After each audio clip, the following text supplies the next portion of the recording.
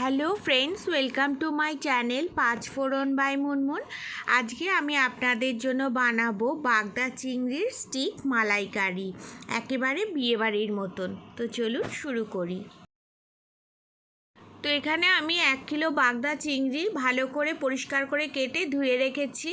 আর এর পিঠটা আমি ভালো করে চিড়ে নিয়ে এর ভেতরের ময়লাটা আমি বার করে দিয়েছি। আর আমি এখানে নিয়েছি বারবিকিউ স্টিক। এটা যে কোনো গ্রসারি শপে আপনারা পেয়ে যাবেন।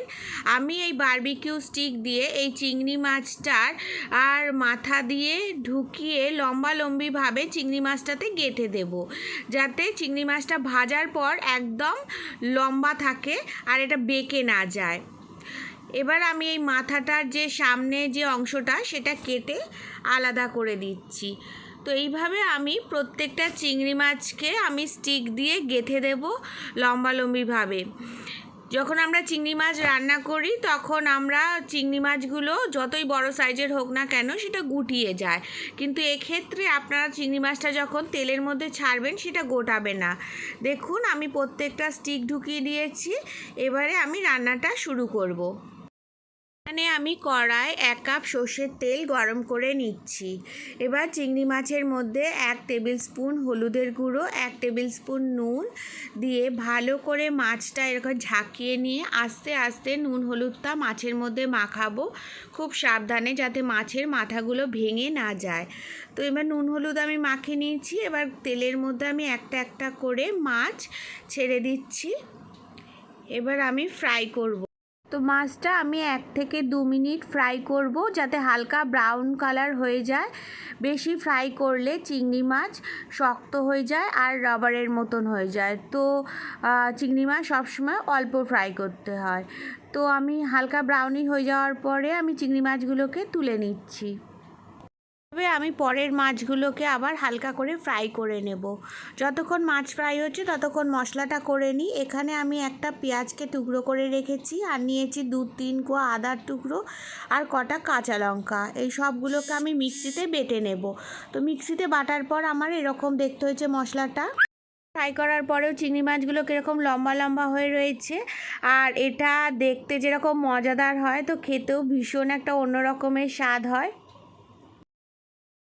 কড়ার মধ্যে যে তেলটা রয়েছে এটাতেই আমি বাকি রান্নাটা করে নেব।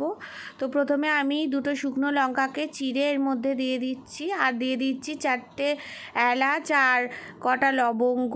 তো এটা হালকা ফ্রাই হওয়ার পর আমি এর মধ্যে যে মশলাটা বেটে রেখেছিলাম, পেঁয়াজ আদা আর কাঁচা লঙ্কা, তো এই মশলাটাকে আমি তেলের মধ্যে অ্যাড করে দিচ্ছি ও ভালোভাবে এটা নাড়তে থাকবো। 1/2 টেবিল স্পুন হলুদের গুঁড়ো আমি এর মধ্যে অ্যাড করে দিলাম। এবার দিলাম 1 টেবিল স্পুন কাশ্মীরি লঙ্কার গুঁড়ো। তো ভালো করে আমি এটা নাড়তে থাকবো আর গ্যাসটা মিডিয়াম আঁচে রেখে দেব যতক্ষণ না মশলায় তেল বের হচ্ছে। দেখুন আমার এখানে মশলা থেকে কীরকম তেল বেরিয়ে এসছে। এবার আমি এর মধ্যে দিয়ে দিচ্ছি 2 টেবিল স্পুন কাজু বাদাম বাটা। তো কাজু বাদাম বাটাটা দিয়ে আমি এটা ক্রমাগত নাড়তে থাকবো, না হলে কাজু বাদাম যেহেতু দেওয়া আছে তো এটা কড়াই লেগে যেতে পারে। তো গ্রেভিটা আমি নাড়বো যতক্ষণ না কাজু থেকে তেল বেরোয়। এর মধ্যে দিয়ে দিলাম 1/2 টেবিল স্পুন নুন। তো নুন দেওয়ার পর আমি ভালো করে নাড়বো। আমার মশলাটা কষে গেছে। এবার দেখুন এখান থেকে কী সুন্দর তেল বেরিয়ে এসছে। তো এর মধ্যে আমি দিয়ে দিচ্ছি 1 গ্লাস জল। তো আমি এর মধ্যে 1 গ্লাস জল অ্যাড করে দিচ্ছি। এবার আমি মশলাটা ভালো করে নেড়ে নেব, তারপর মশলাটা ফুটতে দেব।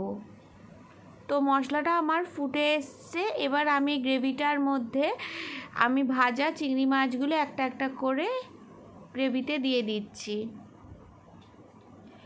এবার আমি এটা ঢাকা দিয়ে দিলাম 5 মিনিটের জন্য। এখানে 5 মিনিট হয়ে গেছে, আমার মাছটা সিদ্ধ হয়ে গেছে।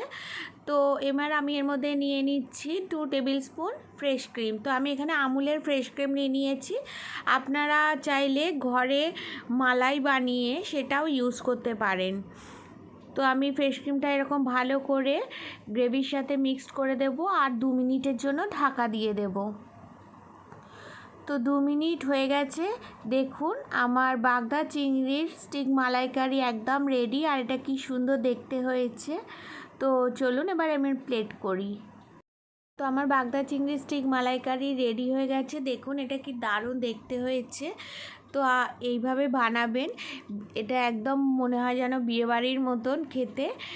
তো আমার ভিডিওটা ভালো লাগলে অবশ্যই লাইক করবেন, আর আমার চ্যানেলটাকে প্লিজ সাবস্ক্রাইব করবেন, যাতে আপনারা আমার অন্য ভিডিওগুলোও দেখতে পারেন, আর বন্ধুদের কাছে শেয়ার করবেন। আমার ভিডিওটা দেখার জন্য থ্যাংক ইউ।